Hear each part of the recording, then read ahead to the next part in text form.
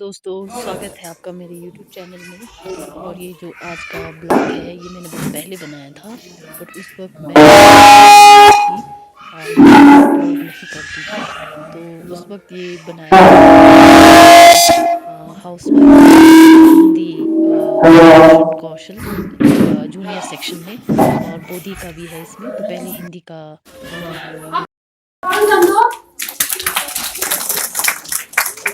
और तीसरा है तहसील टाशी।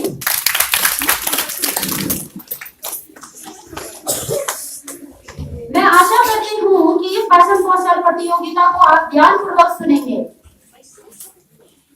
तो सबसे पहले मैं सोनम छुस्की को बुलाना चाहती हूँ, जो अपना कविता आपके सामने प्रस्तुत करेंगे।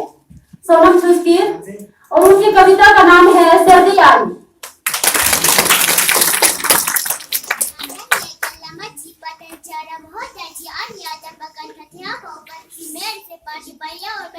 आज मैं सोनम छुस्की नारी हास्य कविता प्रस्तुत करने जा रही हूँ। कविता का नाम है सर्दी आई। सर्दी आई, सर्दी आई, ठंड के पहने वर्दी आई, सबने लाते ड्रेस, चाहे दुबले चाहे टकले, नाक सभी की लाल हो गए, सिकड़ चल हो गए, ठुठुर रही है कांवरे, दौड़ रही है हाफरे, धूप में दौड़ो तो छाव में तो बिस्तर के अंदर भी सर्दी, बिस्तर के बाहर सर्दी, घर में सर्दी, पैर में सर्दी, सिर में इतने सर्दी किसने कर दिया, अंडे के जम जाए, टॉप पे कभी डालिया जाए, बंदर बन के हंसते मैडम कहती हाय सर्दी कितनी है मौसम बेदर्दी। धन्यवाद।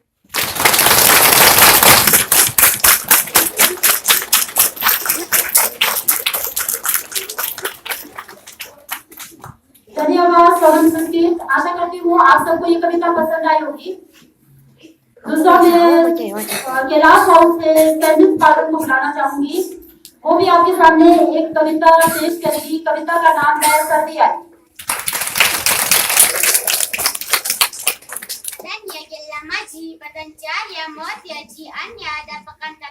उपस्थित मेरे सहपाठी भैया और बहनों, आज मैं कैलाश हाउस से एक कविता प्रस्तुत करने जा रही हूँ। कविता का नाम है सर्दी आई। सर्दी आई, सर्दी आई, ठंड की पहने वर्दी आई, सबने लादे ड्रेस कपड़े, चाहे दुबले चाहे नाक सभी के लाल हो गए, सिकड़ू सबकी चाल हो गए, टूट रही है, कांप रही है, दौड़ रही है, हाँफ रही है, धूप में दौड़ो तो भी सर्दी, छांव में बैठो तो भी सर्दी, बिस्तर के अंदर भी सर्दी, बिस्तर के बाहर सर्दी, गाम सर्दी, पैर में सर्दी, सीन में सर्दी, इतनी सर्दी किसने कर दी, अंडे के जम जाए जर्दी, टॉप पहन विद्यालय जाए, बंदर बन के हंसते हंसाते मैडम कहती हाय सर्दी कितनी है मौसम बेदर्दी।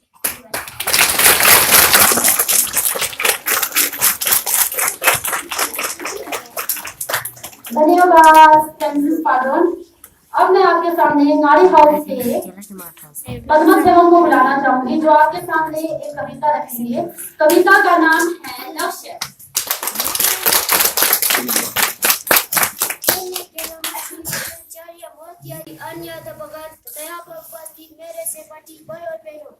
आज मैं पद्मा सेवक नारी हाउस से आप लोगों के सामने हिंदी का कविता प्रस्तुत करने जा रहा हूँ। कविता का नाम है लक्ष्य। लक्ष्य हमेशा पढ़े रखो, लक्ष्य हमेशा चले चलो, संभावित इसमें बाधाएं भी आएंगे और बाधाओं से लड़ते चलो। लक्ष्य हमेशा बने रखो, कोई गरीब है तो कोई अमीर, पर सबकी अपनी अपनी तकदीर, हर मंजिल तुमको मिल जाएगी, घर कर्तव्य पथ पर बढ़े चलो। लक्ष्य हमेशा पढ़े रखो, लक्ष्य हमेशा चले चलो। दौलत के लालच में न फंसना तू, गलत राह पे न मुड़ना तू, छूलोगे एक दिन पवन शिखर को भी, घर पर्वत के सीने पर बढ़े चलो। लक्ष्य हमेशा बढ़े रखो, लक्ष्य हमेशा चले चलो। धन्यवाद।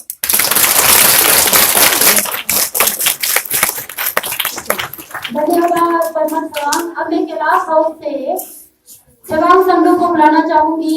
उनके कविता का नाम है लक्ष्य।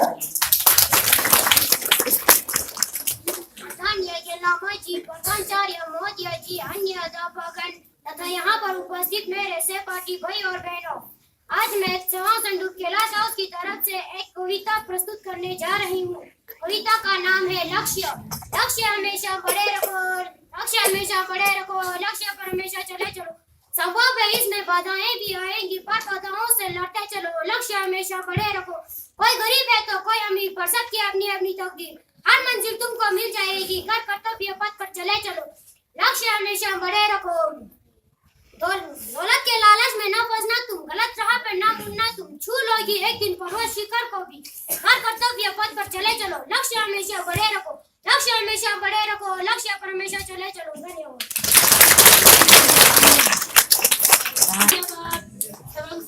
ये थे आपके सामने 4 कविताएं। अब आपके सामने भाषण लेके आएंगे नारी हाउस से भाषण लेके आएंगे। भाषण का नाम है अच्छी आदतें।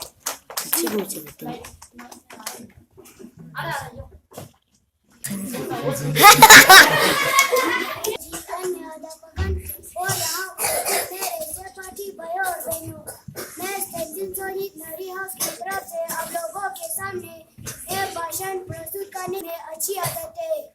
हमारा शरीर एक मशीन की तरह है, इसके बहुत से छोटे बड़े हिस्से हैं। सांस लेने के लिए सभी हिस्से का ठीक ठीक काम करने की जरूरत है। शरीर के अच्छी देखभाल के लिए कुछ अच्छी आदतें भी अपनानी होगी। इसके लिए पहले जरूरी बात तो यह है कि हमें अपनी शरीर की सफाई का ध्यान रखें। इसके लिए सुबह उठकर शौच जाना चाहिए, हाथ मुंह धोना, ब्रश करना, इसके बाद स्नान करना चाहिए। दूसरी जरूरी बात तो यह है कि हमें अपनी अच्छी नीमत के लिए खेलना कूदना भी जरूरी है। खुले हवा में खेलने कूदने से शरीर में ताजगी और मजबूती रहती है। तीसरी जरूरी बात तो यह है कि हमें अपने खान पान पर भी ध्यान रखें। हमें जो मर्जी जब मर्जी नहीं खाना चाहिए। हमारा भोजन पौष्टिक और स्वच्छ होना चाहिए। स्वच्छ के साथ हमारा व्यवहार भी अच्छी होनी चाहिए। बड़े और छोटे से आदर से बात करना चाहिए। यदि तुम्हारा व्यवहार अच्छा नहीं है तो अच्छी सोच भी तुम्हारे किसी काम का नहीं। इसमें शरीर और मन दोनों का ठीक होना जरूरी है। धन्यवाद। धन्यवाद तंजिन स्वामी। अब मैं कैलाश हाउस से तंजिन टशी को बुलाना चाहूंगी, जिनके भाषण का नाम है थॉमस एल्वा एडिसन।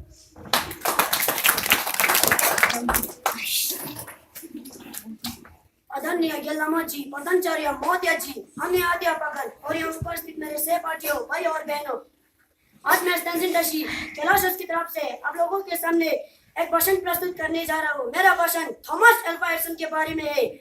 महान आविष्कारी एल्वा एडिसन का जन्म 11 फरवरी 1847 ईस्वी में ओहियो राज्य के मिलान नगर में हुई थी। इनका पूरा नाम थॉमस एल्वा एडिसन था। वे बचपन से बड़े नटखट थे और कुछ न कुछ शरारत करते रहते थे। पढ़ने में तो इनका चित लगता नहीं था। इनकी माता ने जैसे तैसे इनको थोड़ी सी शिक्षा दिलवा दी थी। एडिसन हर समय कुछ न कुछ। उन्होंने सोचा गुब्बारा में गैस भरने से उड़ जाता है, यदि किसी मनुष्य के पेट में वैसे गैस भर दिया जाए तो क्या वे ना उड़ेगा। वे सोचकर उन्होंने अपने नौकर को एक ऐसी दवाई खिला दी जिससे उसके पेट में गैस पैदा हो गई, परंतु वही गैस डकारों के साथ नौकर के पेट से बाहर निकल गई। एडिसन वैज्ञानिक प्रयोग करने के धूल लगे रहते थे। वे रेलगाड़ी में अखबार बेचता और खाली समय मिलने पर रेलगाड़ियों के खाली डिब्बों में बैठकर कुछ प्रयोग भी करते रहते थे। प्रयोग करते हुए गाड़ी में आग लग गई। गार्ड ने उन्हें जोर से चाटा मारा जिससे वो बहरा हो गए। बहरा होने से उसका ध्यान और भी ज्यादा प्रयोग में लगने लगा। एडिसन ने बहुत सारे आविष्कार किया। तार, बिजली के बल्ब, रेडियो, सिनेमा इत्यादि के सूत्र इनका हाथ है। लाउड स्पीकर का भी इन्होंने आविष्कार किया। अपने वैज्ञानिक उपलब्धि के कारण एडिसन वैज्ञानिक जादूगर कहलाता है। धन्यवाद।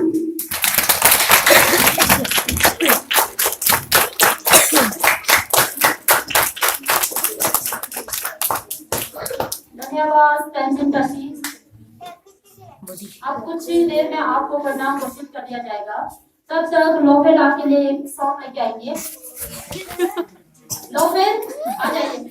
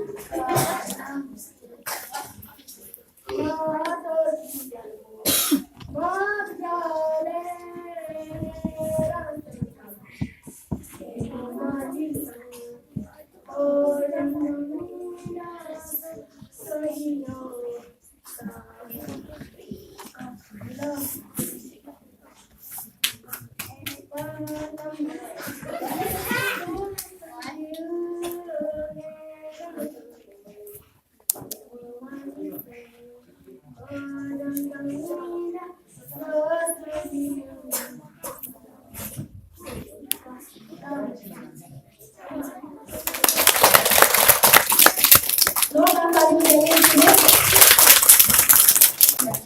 मैं सरपंच के लोग बुलाना चाहूंगी कि वो अपने गोदी का एलोकेशन स्टार्ट कर ले। उसके बाद आपको परिणाम दोनों करके घोषित कर दिया जाएगा। धन्यवाद।